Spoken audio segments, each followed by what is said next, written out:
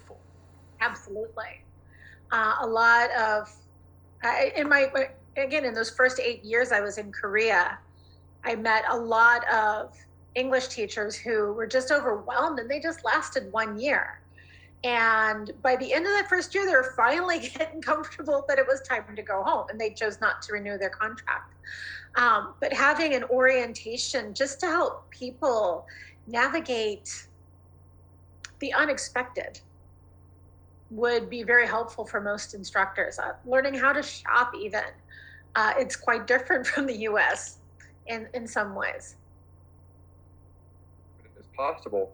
And then the final thing in terms of preparation for faculty members before heading over, I think would be to provide some guidance on how to maximize one's experience in this new context. So, and when I say that, that can be kind of interpreted a lot of ways, but there were several faculty members who had come over to South Korea, to Korea, and they worked, went back to their little apartment on campus, worked, taught.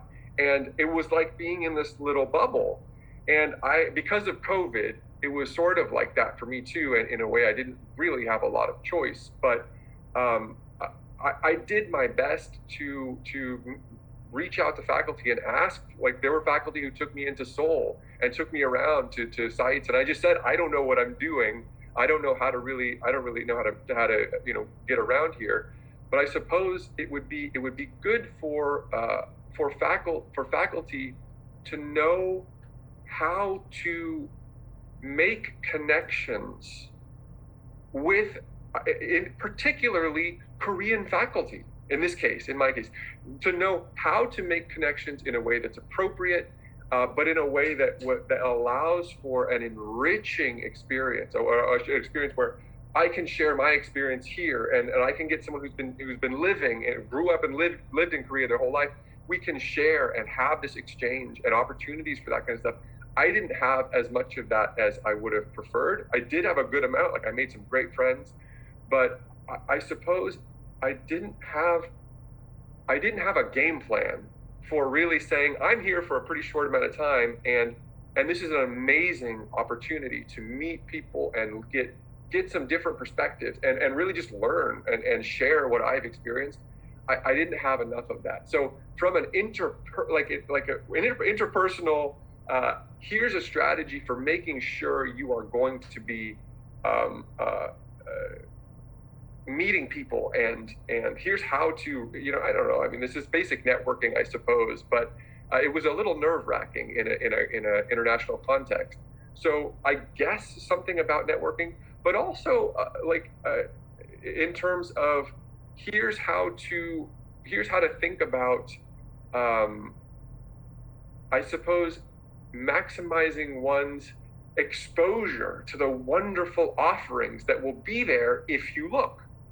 And that includes things like, there were so many types of restaurant that I still don't know. Like, there were so many restaurants where people would sit and they were cooking their own food, and I was super intimidated by it. Like the little barbecue thing on the table, I had very little exposure to such things here. And so even something as simple as, hey, there are like these 10 different kinds of restaurants, and everyone is worth trying. These are like, I think they were kind of standard, because you'd see kind of lots of them. There was like a pork restaurant. I don't know. It all looked delicious to me, but I was kind of intimidated because I just didn't have the schema of saying, okay, there are these different types of foods. Here's what's kind of involved, and here's why I should try it. So even from a culinary perspective, I would love to have had a little bit of prep to say, you're about to go to the culinary capital of the world. I think it's arguable. That's just my personal opinion. I love traveling in Italy. I thought Italy was the culinary capital of the world, but to be honest, it's like 50-50 now. So giving some background on of course, food, because food is wonderful, but also in terms of cultural offerings. So even offering people like some guidance on, here are some of the aspects of the culture that will be accessible to you. So if, for instance, a faculty member is at Mason, Korea, it would be great for someone to say, hey, these are the big museums. like, you need to hit this museum for this palace because it's going to give you some great background on the history of the area or whatever. You need to hit this modern art museum if you're an art person.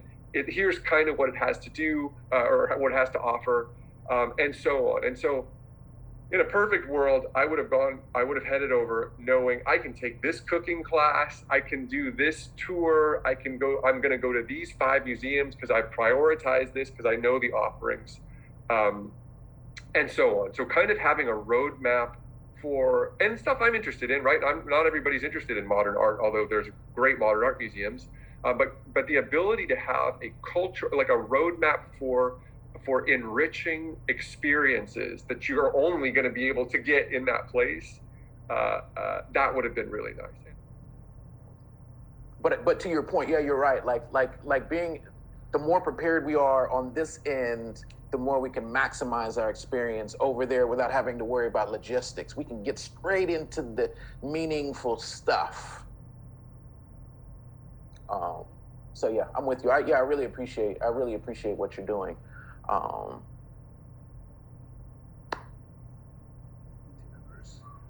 Right. So sometimes we make, I'm speaking with kind of my administrator hat on, we'll make an incorrect assumption that faculty do not want to come to orientations, that they do not want to have these conversations, that they're not interested in any kind of professional development for themselves, or that they think they already know everything.